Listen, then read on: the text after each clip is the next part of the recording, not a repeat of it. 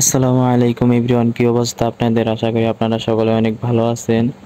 তো আজকে যে টপিক নিয়ে কথা বলতে আসছি, আপনারা হয়তো অনেকেই বুঝে গেছেন, থাম্বনেল ও টাইটেল দেখে হয়তো অনেকেই বুঝে গেছেন যে আজকে কোন টপিকের কথা বলবো। ভাই, বলার মতো কোনো ভাষা নাই। সে যে একজন মানুষকে কুকুরের মতো পিটিয়ে যে হত্যা করে ফেলেছে, তার কোনো ভয় নেই। কিভাবে সে হাসতে হাসতে কথা বলতেছে, তাকে আপনারা কি করতে চান কমেন্ট বক্সে জানিয়ে যান।